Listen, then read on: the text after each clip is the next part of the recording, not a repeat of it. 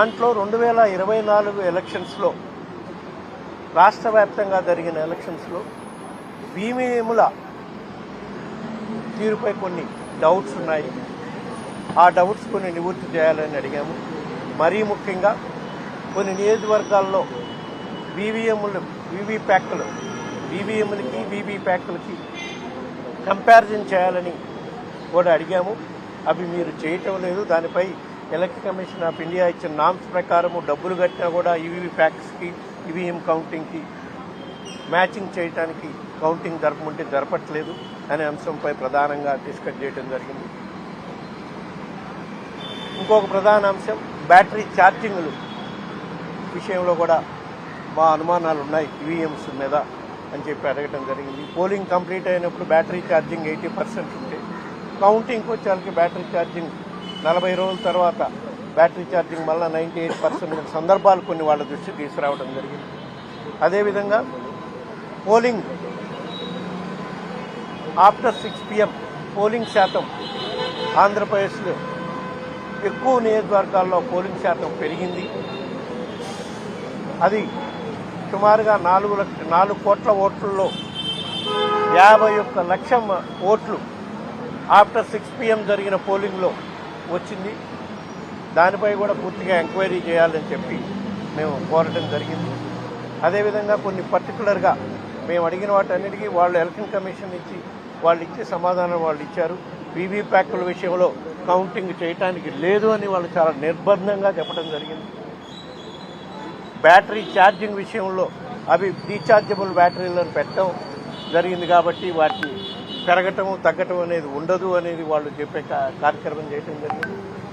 అదేవిధంగా 6 తర్వాత పోలింగ్ జరిగిన దగ్గర మెండుగా ఎక్కువ శాతం పోలింగ్ జరిగిన దానిపై వాళ్ళు పరిశీలిస్తామని చెప్పడం జరిగింది. నియోజకవర్గం అయితే డేటా తెప్పించుకుంది. ఇంకొక అంశం 2014, 2020 కన్నా రాష్ట్ర వ్యాప్తంగా కొన్ని నియోజకవర్గాల్లో పోలింగ్ సంఖ్య గణనీయంగా పెరిగింది. ఓటర్ సంఖ్య గణనీయంగా పెరిగిందని చెప్పి ఒక రాయచోటి నియోజకవర్గంలో ఎగ్జాంపుల్గా కూడా ఇవ్వడం జరిగింది. దానికి ఎలక్షన్ కమిషన్ ఇచ్చి చాలా సానుకూలంగా స్పందించారు. ఆ నియోజకవర్గం నుంచి ఓటర్స్ డేటా తెప్పిస్తామని చెప్పడం జరిగింది.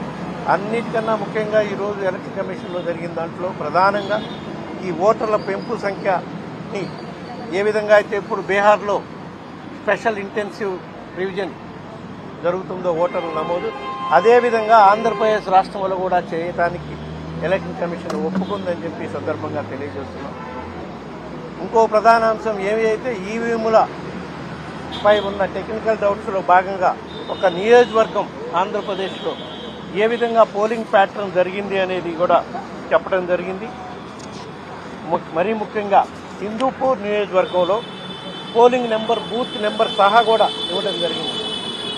Polling booth number 157, number 20 Hindupur assembly parliamentary కాన్స్టిట్యున్సీలో, పోలింగ్ స్టేషన్ నెంబర్ 28లో ఏ విధంగా పోలింగ్ ప్యాటర్న్ జరిగింది అనే దానివల్ల మాకు ఈవీఎంలపై అనుమానం ఉంది అని చెప్పి ఎక్స్ప్లెయిన్ చేయడం జరిగింది. వాళ్ళు దీనిపై క్షుణ్ణంగా దర్యాప్తు చేయిస్తామని కూడా చెప్పడం జరిగింది.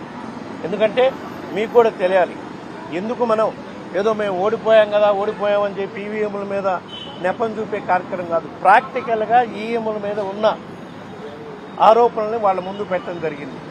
దానికి వాళ్ళు కూడా ఈ హిందూపూర్ అసెంబ్లీ సెగ్మెంట్లో పోలింగ్ బూత్ నెంబర్ 28లో జరిగిన పోలింగ్ ప్యాటర్న్ వాళ్ళకి ఎక్స్ప్లెయిన్ చేసాం. అందులో మనకి సైమల్టేనియస్ ఎలక్షన్ జరిగినాయి. పార్లమెంటు ఒక ఈవీఎం మిషన్ ఉంటుంది, అసెంబ్లీకి ఒక ఈవీఎం మిషన్ పెట్టి ఉంటుంది. దాంట్లో వైఎస్ఆర్సీపీ పార్టీకి పార్లమెంట్లో 472 ఓట్లు వస్తే సేమ్ బూత్లో అసెంబ్లీకి వైఎస్ఆర్సీపీ క్యాండిడేట్కి కేవలం 1 ఓటే వచ్చింది. మళ్ళా ఇండియన్ నేషనల్ కాంగ్రెస్కి పార్లమెంట్కి 1 ఓటు వచ్చింది అదే బూత్లో. అసెంబ్లీకి ఇండియన్ నేషనల్ కాంగ్రెస్కి 464 ఓట్లు వచ్చింది. టీడీపీకి పార్లమెంట్లో 8 ఓట్లు వచ్చినాయి. పార్లమెంట్లో అసెంబ్లీకి కేవలం 95 వచ్చింది. ఎందుకంటే ఆంధ్రప్రదేశ్లో కాంగ్రెస్ పరిస్థితి ఎట్లా ఉందనేది మనకందరికీ తెలుసు. సో ఇంత ప్యాటర్న్, ఓటింగ్ ప్యాటర్న్లో అసెంబ్లీకి పార్లమెంట్కి డిఫరెన్స్లు ఉన్నాయి.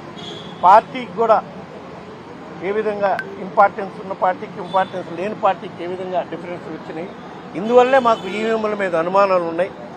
అందువల్లే ఈవీఎంల మీద రకరకాల అనుమానాలు వస్తున్న సందర్భంగా తప్పకుండా రాబోయే రోజుల్లో మీరు చాలా స్వాగతించవలసిన అంశం, మీరు special intensive revision of voters పెడతామన్నారు.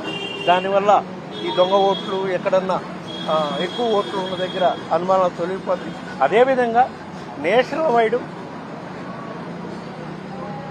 Ballot పేపర్లతో నెక్స్ట్ ఎలక్షన్స్ పోయే కార్యక్రమం కూడా ఆలోచించుకోండి. ఇది ఒక మా పార్టీ తరఫు నుంచి మీకు సూచన అని కూడా చెప్పడం జరిగింది. ఎందుకంటే ప్రపంచంగా ఉండే డెవలప్మెంట్ అవుతున్న దేశాల్లో భారతదేశం ఇప్పుడు భారతదేశం 4వ ఎకానమీ, డెవలపింగ్ ఎకానమీగా ఉంది. మన ముందున్నాయి యుఎస్ఏ కానివ్వండి, జర్మనీ కానివ్వండి, యూరోప్ కానివ్వండి, చాలా చోట్ల బ్యాలెట్ ద్వారానే ఎలక్షన్లు జరిగే ప్రక్రియ ఈ రోజుకి నడుస్తుంది డెవలపింగ్ కంట్రీస్లో. సో మనం కూడా ఇది ఒకసారి పునరాలోచించి రాబోయే ఎలక్షన్స్ ఎప్పుడు జరిగినా బ్యాలెట్ ద్వారా జరిగితే పారదర్శకంగా ఉంటుందని ప్రజలు నమ్ముతారు అని ఇది వైఎస్ఆర్ కాంగ్రెస్ పార్టీ యొక్క అభిప్రాయం అని చెప్పడం. Thank you. ఇప్పుడు అందరూ అడుగుతున్నటువంటి ముఖ్యంగా అధికార పార్టీ ఇప్పుడు నేను ఓడిపోయాక మళ్ళీ ఇందాకనే చెప్పాను కదమ్మా. కాదమ్మా, ఇందాకనే చెప్పాను నేను. ఈవీఎంల మీద డౌట్లు ఉంటాయనడానికి ఎగ్జాంపుల్ కూడా చెప్పాను నేను. ఈ విధంగా ఓటింగ్ ప్యాటర్న్ హిందూపూర్ కాన్స్టిట్యున్సీలో వచ్చింది కదా, దాంట్లో మీరు ఒకసారి గమనించండి. నేను ఓడిపోయాను అంటాం లేదు, ఇట్లాంటి డౌట్స్ ఉన్నాయి. ఇంకా ప్రధానంగా ఇంకో డౌట్, చంద్రశేఖర్ గారు ఈవీ ప్యాక్ కౌంట్ చేయమని కోర్టులో కేసేశారు. వాళ్ళు ఈవీ ప్యాక్ కౌంట్ చేయకుండా మ్యాక్ పోలింగ్ చేశారు. మ్యాక్ పోలింగ్ కాదు మనకు కావాల్సింది, ఈవీ ప్యాక్ కౌంట్ చేయమని అడిగాం. ఈ రోజు కూడా ఇప్పుడు ప్రధానంగా దాని మీదే వారితో ఎలక్షన్ కమిషన్ ఆఫ్ ఇండియాతో వాదించడం జరిగింది. వాళ్ళు ఈవీ ప్యాక్ మేము ఎట్టి పరిస్థితుల్లో కౌంట్ చేయమని చాలా నిర్బద్ధంగా చెప్తున్నారు. సీసీ ఫుటేజ్ అన్నా ఇవ్వమని అడిగాం, అది కూడా ఇవ్వడానికి లేదు అని. అవి గైడ్ లైన్స్ అట్లా ఉన్నాయి మాకు, అంతే అండి. అదే దట్స్ వాట్, అందుకనే అడిగాం మేము. మీరు ఇంత నిర్బద్ధంగా చెప్తున్నారు కాబట్టి ఈ అనుమానాన్ని తొలగాలంటే ఈవీఎంల మీద అనుమానాలు ఏ విధంగా హిందూపూర్లో బూత్లో సహా చూపించాం. ఏ విధంగా వీవీప్యాట్లు మీరు లెక్కించమంటున్నారు. ఇన్ని అనుమానాలు ఉన్నాయి కాబట్టి మేము రాబోయే కాలంలో ఈ అనుమానాన్ని తొలగించడం కోసం బ్యాలెట్ ద్వారా ఎలక్షన్ పోతే మంచిది. ప్రజలకి ఒక నమ్మకం కుదురుతుంది ప్రజాస్వామ్యంపై, మీ యొక్క ఈ కాన్స్టిట్యూషన్ పై అనేది మా